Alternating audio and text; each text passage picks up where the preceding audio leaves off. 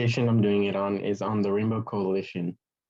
One of the famous sayings that one of the leaders of the Black Panther Party and the Rainbow Coalition both was, you can't kill a revolutionary, but you can't kill a revolution.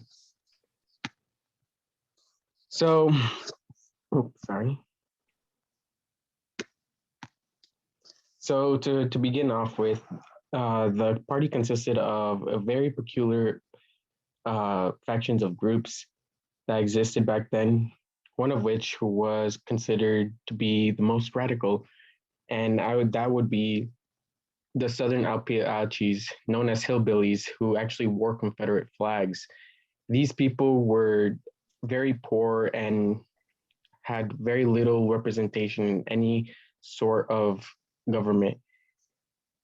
They came from hillbilly Harlem, and they were known as the poor uptown neighborhood of Chicago.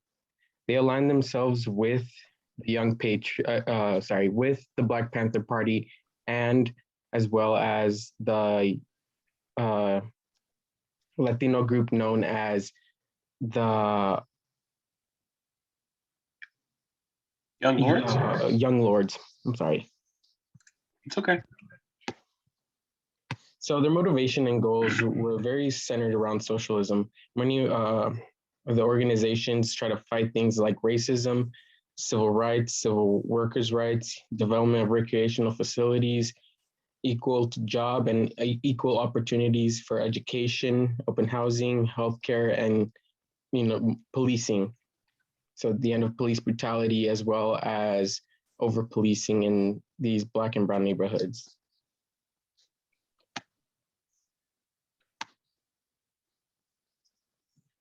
So suppression. A lot of the coalition, however, struggled with a lot of political parties at the time.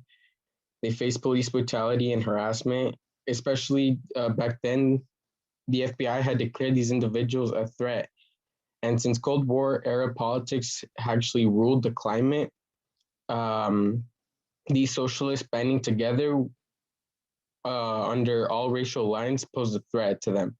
Fred Hampton, although not part of the whole movement, was a major part of the organization. He became a face and symbol for the movement and a man of cooperation, not allowing divisive issues to separate the group. Things like the Confederate flag.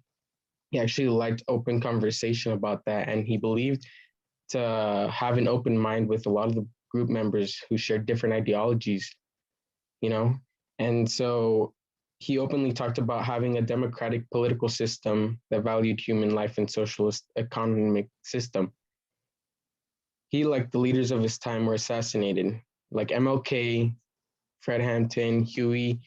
These people were locked up and targeted by police for simply trying to voice their opinions.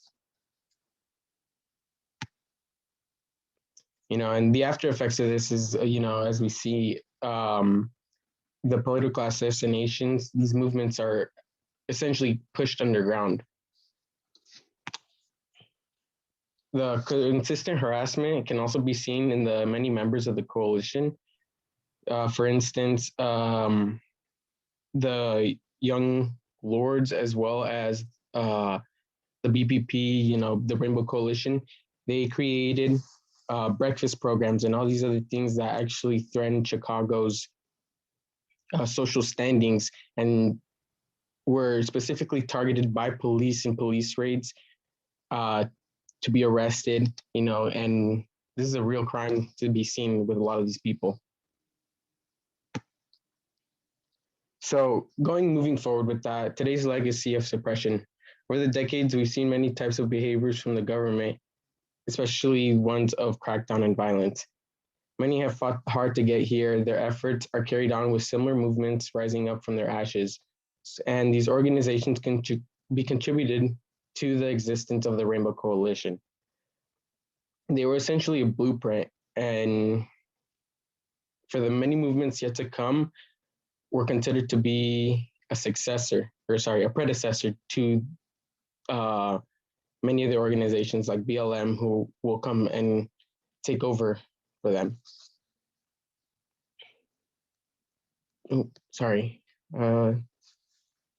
They continue to face a continued legacy of terror here in the United States. Many of the people here, like BLM, have been targeted by the FBI, the CIA.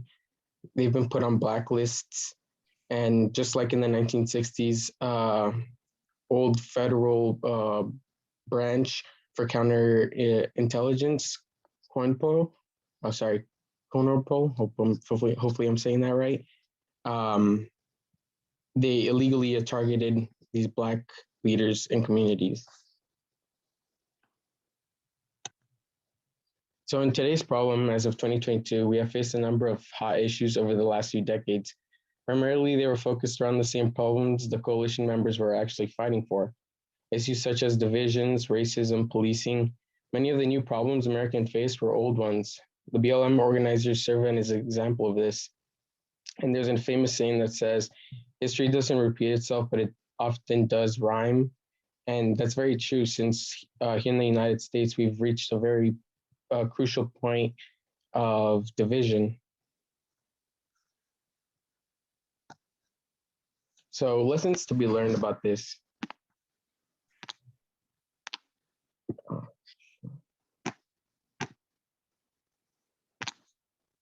Coalition was founded under a principle of unity, and its unity was centered around poverty. You know, usually they try to go around uniting against racial lines to solve their problems. They focused their attention a lot on strength by putting numbers aside, and they were able to promote programs in the communities like the Black and Latino, which face similar discrimination and poverty, and yet have no mainstream political party promoting unity. And in the paragraph, in the little photo that you see to the right of you, you see that the numbers actually show a lot of disparities. Black and Hispanic are actually the highest numbers contributing to poverty and low housing. And as we move forward, we see that our present day goals actually haven't changed. For many minorities and oppressed people, the fight isn't over. The goal now would be to form a new coalition that benefits on the behalf of racial and class unity. And for the goal of these new groups, it should be to take charge and promote legislation that sways voters to his side. This will help promote programs the Americans want and need. Issues like healthcare, where an overwhelming 63% of adults felt that the government has a responsibility to provide either through single universal program or a mixed version. Not only will they promote broad issues, but they will help the middle and lower classes. It will help disenfranchised people gain some recognition as well. So in the photo right here in the right of you, you can see that 63% of these Americans, adult Americans, actually do support socialist programs that exist in the United States, yet they haven't been pushed forward through Congress or any sort of legislation. So to conclude, the Rainbow Coalition is an important piece of history because of its idealism. They were able to bring up multiple factions of people under the same flag. Their collapse was due to government intervention, and now we're here through the failures and successes of the men and women before us. It's important to keep fighting and pushing forward for power to all people. And I think it's very important because today, moving forward, we as a people need to come together to have some certain issues passed. We have a government that doesn't represent our full interests, and hopefully the people all across the board will see this. More than half, 60% of Americans who are in the middle class suffer some sort of savings. You know, it's not just an issue for the poor people of this country, it's an issue for middle class people as well. And, you know, thank you for watching. Okay, so Ryan has a question. Go ahead. Thank you. I wanted to wait until we were done. I didn't want to interrupt your train of thought. I was struck by something you said in your presentation towards the end about how a lot of the modern day goals really mirror what was happening at the time of the first Rainbow Coalition, right? And so like in one way, we've made a ton of progress, and in another way, we've made like no progress. Yeah. Like what, I don't even know if this is a question that has an answer, but what do we need to do to capture some of that magic of the first Rainbow Coalition again? I know I you think went it's a over some lot has stuff. to do. Sorry, go on. Oh, I was just gonna say, I know you went over some stuff in your presentation, but like, do you have like a gut feeling of something that you think needs to be done? Yeah, I do feel like you know, minorities should at least come together. You know, they face a lot of similar problems. Like I said before, a lot of Black and Latinos actually are over policed in a lot of the neighborhoods. They show similar numbers as well. Um, a lot of them suffer in poverty, and they're one of the lower groups in the United States, and they actually are over 60% of the impoverished peoples here in the United States. So Wow.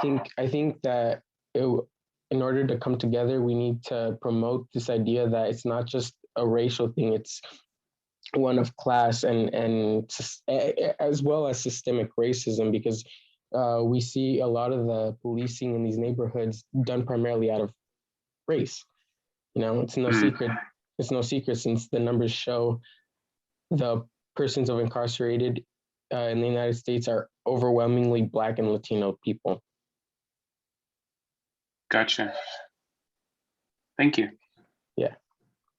Yeah, so I was also struck by the presentation and specifically the part where you were talking about the different groups, right?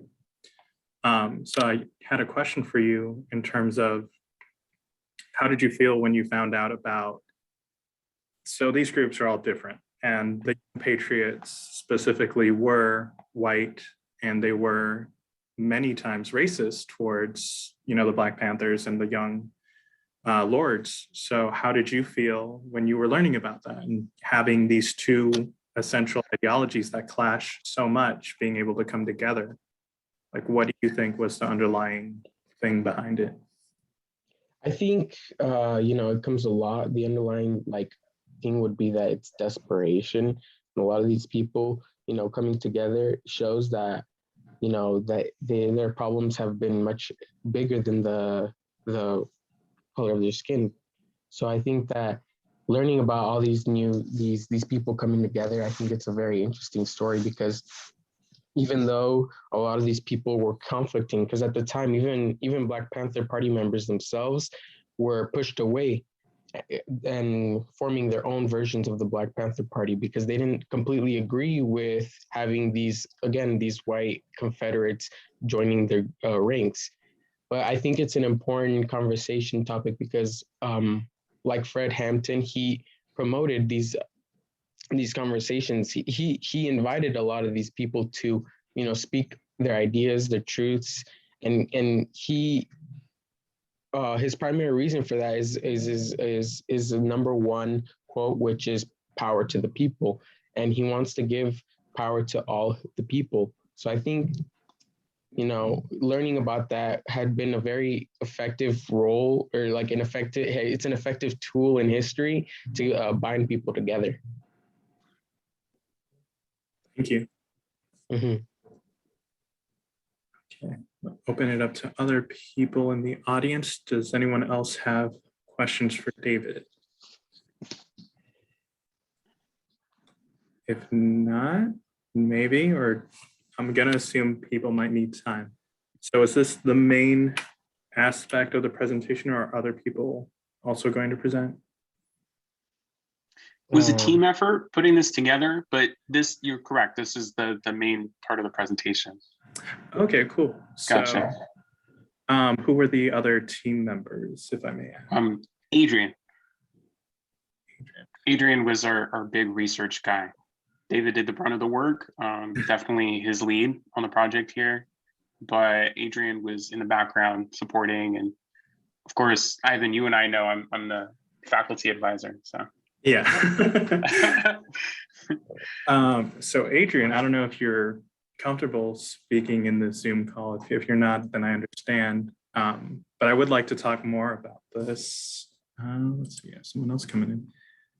So Adrian, are you cool talking, or do you want to just hang back? Oh, I see a question from Alyssa. I do not see the, oh, hold on. Where is it? Oh, there. Are there any tools or issues today that might make it easier or more difficult to recreate the Rainbow Coalition? So I think today's climate in America around council culture has really, in my opinion, skewed that because the division in Americans isn't just amongst, people of other groups, but amongst their own groups. We see a lot of racism in, the Black community against mixed people. And you see a lot of racism, especially in the Latino community, because I'm a Latino, and I personally see a lot of racial tensions from the past as well. You see them. And so I think that the one issue that's preventing all this is the older generation, uh, again, themselves. So I think that today we'd have to kind of get over those differences, and social media is a very huge part in that. You'd have to be able to promote these ideas of unity, and I don't think people coming together as far as working together would come to fruition mainly due to the fact that Americans are so divided. You know. I would also like to add on that we, as growing up, we always see like all these racist issues that growing up in school, like in schools, like you would obviously see different groups, like different communities. You see like the jocks, you see like the quote unquote nerds, the theater kids. But then among that, you would also see racism. Like you would also like I remember going to high school and then seeing like rarely seeing like different ethnicities hanging out with each other. Like you would never see them combine, and that's where I feel like old ideologies come back from like parents and like grandparents before them. I feel like we need to introduce like new ideologies to And the I think younger it's something. generations. Yeah, sorry. I think it's something subconscious as well. We're not exactly uh, actively thinking of these like situations. We're not trying to be, racist or anything, but sometimes you just grow up with the mindset of, oh, stay within your group and stuff like that. And personally, I've seen this myself because within my own group, I hang out with a bunch of Latinos, and usually it's not mixed. And I know that it's different for a lot of people everywhere, but that's just one way of me looking at the world and seeing that there's some implications of history shining down on us, and we have to have some way to break, the cycle that's there. I guess as a follow-up, in terms of breaking the cycle, so we got a chance to talk to one of the original Black Panthers, and Hy Thurman, who's the founder of the Young Patriots. Within that talk, he admitted, that he was a white supremacist back in the day. Like you said, he felt very like, I have to hang out with my people, and we are all raised racist. So that's why he kind of went down that path. And it wasn't until he met the Black Panthers that he decided to change. But I guess I wanted to ask you, because what was surprising about that conversation with them was that they admitted to only being like 17, 18, in their 20s when they formed these groups and organizations and Rainbow Coalition. And there was something very empowering in that. And I was just wondering, you both, as people that have studied this now and are in community college currently, how empowered do you feel? Do you feel like you would ever be able to do something similar to what they did? Yes, mainly due to the fact that here again, I think we're still at that breaking point. We've seen over time and time again that these issues have not been solved. We've been speaking for these same issues for almost like 30 years. We've gained some rights, in civil rights, but obviously we haven't gained complete rights with economic rights, offering jobs to all people, equal opportunity and all that jazz. I think that since that's happened amongst a lot of Americans, I think that if you're able to at least promote this idea, or at least get people talking, having conversations, forming coalitions, I think that we'll be able to, set these issues aside and, pursue those goals. I'll add to what David's saying here, because I think it's in his head, and I'm just going to articulate what's already in there. I would say, David, on some level, aren't we kind of doing like a very miniature version of that with the collaboration that we try to do sometimes between Umoja and Men of Color, Women's Lean-In Circle? Like, we've got our own little mini version of that happening in Norco College. And I think it's really cool that the college offers a platform for students to get together and do those kind of collaborations, because that's going to extend into, like, not as if we're already living in the real world, but like the world after college anyway. So I think that's just another element of it, that, yeah, it is kind of empowering to look at that story and know that, like, oh my gosh, we're here and we're kind of doing our version of that. Mm-hmm. And I can agree with you too, mainly because Umoja and Puente, they have such conversations with one another. Like, I've seen it myself, where they have debates. So you could really see that a lot of the young people, a lot of Gen Z, which is actually one of the most diverse groups ever. They're tired of these things. Just so they're having a lot of these conversations, and they're very, very open about it. I haven't met someone my age who hasn't had like sparked up a conversation about politics and been interested about the other side. So I see that hunger for people to come together. But I think right now the reason it's not happening is due to, like I said, council culture and all these things that kind of push Americans to the extreme.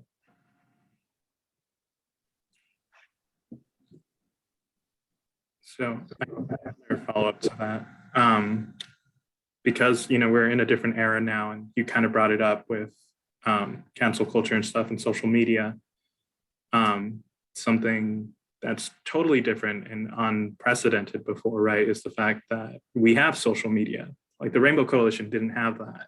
Black Panthers didn't have that. So do you feel that you, as being part of Gen Z, have kind of like a step up because now you can communicate with everyone, right? Or is it more of a situation where there's too many people to communicate with that it becomes hard for you? I think, yeah, sorry. Go ahead. Oh, no, go for it.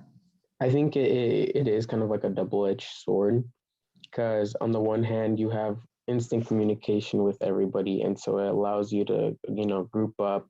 But I think a lot of the issues with that is that having such a broad, like, group of people coming together, it can become very confusing to see who's the leader, who's the one promoting all these ideas and trying to get everyone's best interest at hand. So it's really hard, and you could see this even in like modern political parties. But the Democrats, they themselves fall under a huge branch.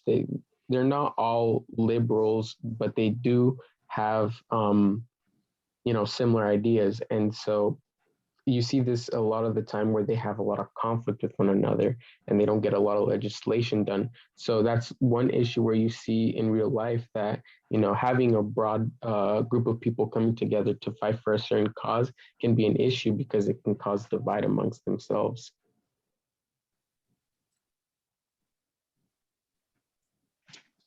Go ahead and remind the audience, if you have any questions, feel free to raise your hand, put it in the chat, or feel free to unmute yourself as well.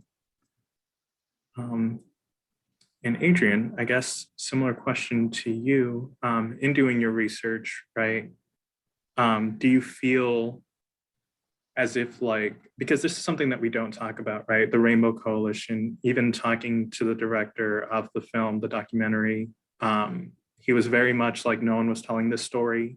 No one really knew about it. It kind of became this like hidden secret because of all the assassinations and because of all the political turmoil around that time. So the Rainbow Coalition kind of had to go underground for a minute.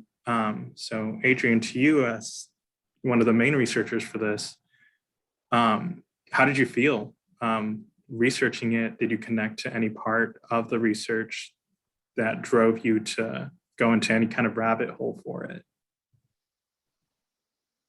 So basically, while I was researching, I did come up across how like the Rainbow Coalition was kind of like being shoved down, and then as I was doing research, I actually saw this thing where that there is this stereotype for Black people, like saying that obviously because back then it was more racist. It was about like how they're like uncontrolling, they're like ruthless, they're like crazy, you know, all the stereotypes that they had for them back then.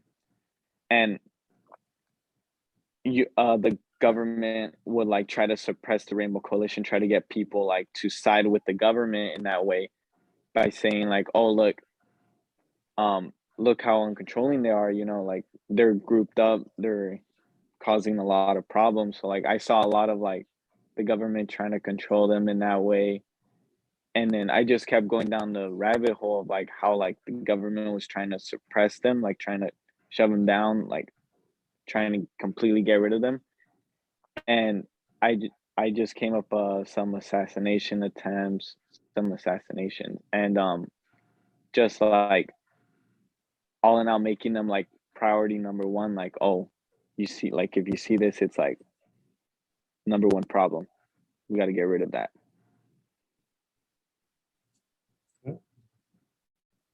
So I guess the next question that I have for all of you is, so part of this project is to create a little BPOC local archive here because Black, Indigenous, people of color haven't really been represented in the local history here, even though about 40% of the demographics have now become pretty diverse in Norco.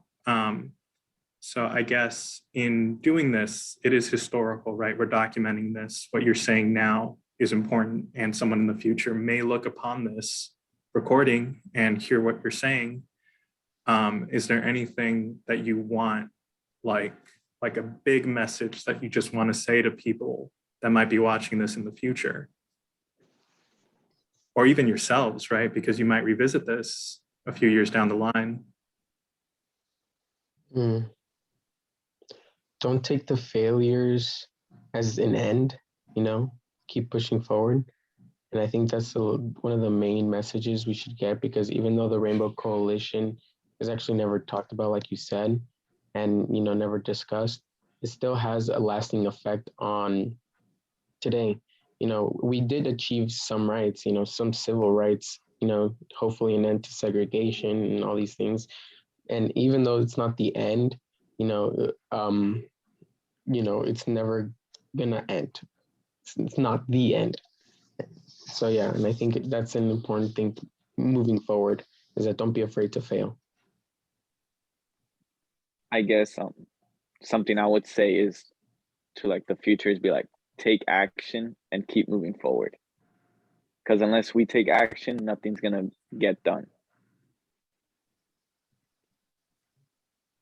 And a specific question for Ryan, how do you feel about, you know, your students presenting here, giving this, right, and then becoming a historical artifact for the library? Honestly, I'm really proud. That's really part of our mandate here at Puente, is that, you know, we're empowering a generation, but we're also empowering that generation to give back to the community and to contribute to where they came from. So to me, being a part of this today is just like a representation of the work that we're trying to do in Puente. I'm so pleased. I have kind words for both David and Adrian after this presentation. I'm going to see if Dr. Gerardo will let us just like screen this during our Puente meeting. We will get a copy of this recording, Yes. right? Okay, Yeah. Sweet. Yeah. Yeah. David, I'm going to embarrass the heck out of you and we're just going to watch it. So Okay. get ready for that. Yeah, no, I'm very pleased. I guess now that the main part of the presentation is over, how do you both feel? David and Adrian? Yeah, I feel great. You know, in the beginning, I was a little nervous and I was trying to get it down on my computer. I'm not really good with this like tech stuff sometimes, so it was a bit of a struggle at first. So, but you know, afterwards, you know, after settling down and trying to get through the end of the presentation, I just felt a little bit more calmer. because I felt like I knew what I was talking about, a lot of the research. Personally, for me, I felt like going into this, I was really nervous because during presentations, I always get really nervous. And I actually was like shaking a little bit. But like during the whole entire presentation, I was worried because as much research I did, I could always do more. And there's always those questions that come up that always hit you from the side. So during the presentation, I was nervous during that. But after, I was like, I feel like I did pretty good and I feel calmer, way calmer than before. Yeah, I think it's really great that you two did it, because not everyone is willing to speak and not everyone's willing to be seen. And I think what you both did here today is really going to contribute to others, hopefully in the future, in a similar way to, what the Rainbow Coalition did, right? Mhm. And did what all of them did. And like everyone starts somewhere. So it's nice to see both of you step up to this plate. And on that note, what are your future plans in terms of future goals? Because I know you're both currently in community college. I'm assuming you have a major already in mind. Would you mind sharing that? Yeah, so actually I'm pursuing a history major at the moment. And these are one of the things that I love like learning about. And I wished I had done more now, in the sense of doing like more research, like how Adrian said, there could always be more and stuff like that. But I think keeping it simple and a simple narrative for people to understand was pretty important. And that's kind of one of the main reasons I'm trying to become a history teacher, is because a lot of these people don't know this. And so by allowing it be simpler and give it to people so they can digest that, I think that'd be an important tool for our learning in the United States. So I'm a business major and I only do as David, I have in common I like history and I do history as like a hobby, like on a side thing. Like I like educating myself on the stuff I find interesting, like stuff like the Rainbow Coalition. So like this stuff doesn't kind of like repeat itself and I always have that knowledge. And the Rainbow Coalition did like become very interesting to me. And that's one of the reasons why I enjoyed doing this. So I guess both of you as history, I guess lovers of history, right? Because a history major and someone who does it as a hobby. Did you find any similarities other than the ones that you already kind of brought up in terms of like what the Rainbow Coalition did and with kind of what you're doing, right? And then Brian already pointed this out and how it's almost a mirror, right? And it's kind of like that rhyme. Where do you see things going if you can see those little patterns, right? See any or? Yeah, so one pattern I actually saw recently, and I think is the suppression, like across the board. During the January 6th Capitol riots that were happening, it was actually reported, and they were asked by a lot of Congress members on FBI being in the crowds there and instigating actual riots themselves. And they're actually being investigated for these things. So it's not just an issue of black, brown. It's also, it seems to be a white issue, because we're seeing a lot of the suppression through every community and every member of the United States. So yeah, I think there's some similarities, because back then the young patriots themselves were facing some sort of police crackdown too, being alongside and aligning themselves with the Black Panther Party.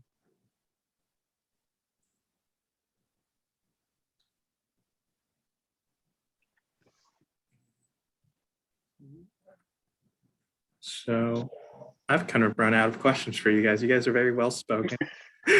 And you have very insightful answers, which I'm very grateful for. And it does bring me hope because I might look young, but I am getting older. And it is nice to see young people engage in this, right? And have this discussion. Are there any topics that you, Adrian, or David want people to discuss more in public like this? I think the one topic would be centered around, what we've been talking about, which is unity. Even though, like I said, it was a double-edged sword, I think it's still worth a shot. And so having a lot of these people have conversations could really bring them together. And I think the way you do that is by just trying to acknowledge one another, sit down, have a conversation. And yeah, I think that's how you should move forward. I would personally love to see more people being open to the different groups of people so that everybody can come together. Like I see like nowadays, like as I was growing up, I remember like certain like being like homosexual as an insult, but now it's like widely accepted, and I love seeing that. It's like we can see like the progress, and I want to see more of that in the future. So now I've run out of questions. So if anyone in the audience has any, if Ryan, you have any words or.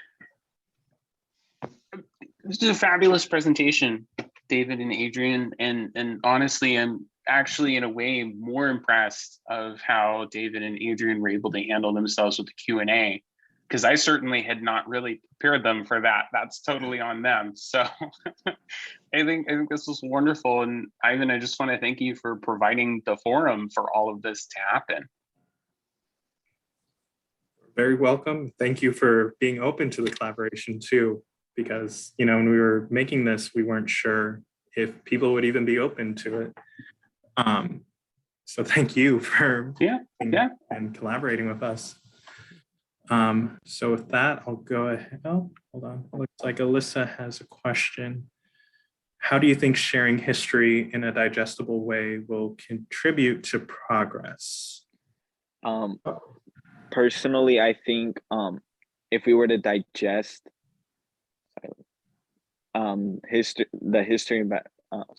if we were able to digest the history, I feel like in the end we will learn from our mistakes there, and then we would see, oh, I'm just gonna like recreate this mistake, it's just gonna be a loop. So like naturally we're gonna want to break the cycle to get a different ending. And I think it goes a lot back to like education as well.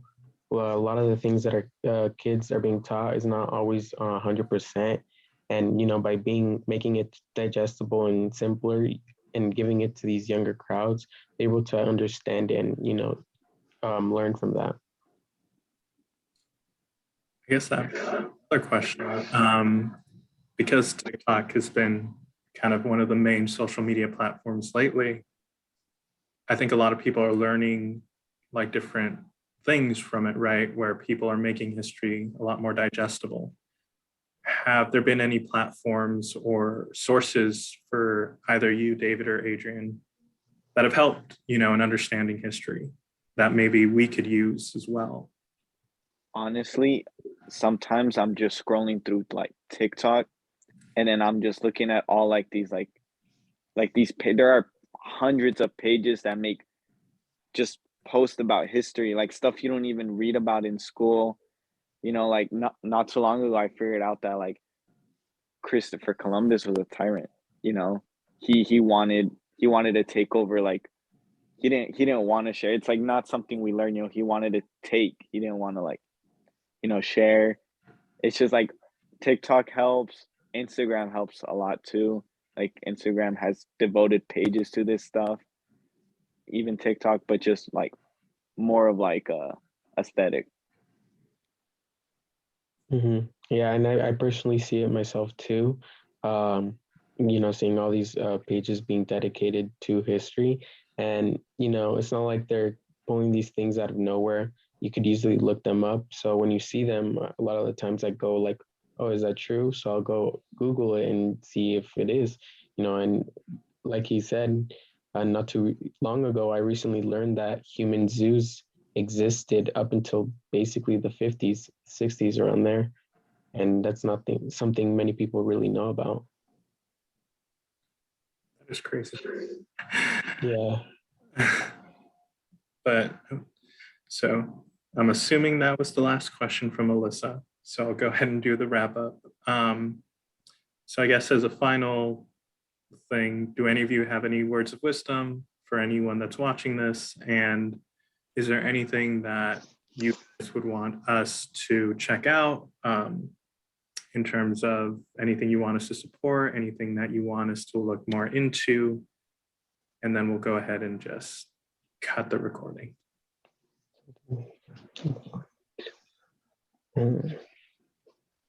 I guess something I'd want to say, like just to end it as like a direct quote, would be power to the people. Yeah, one quote that always comes to mind is that history doesn't repeat itself, but it does often rhyme. And I think that's going to be true even for us, you know? So I think that's kind of like the words of wisdom I'd probably give them. You know, famous people say these things for a reason. Should take their advice.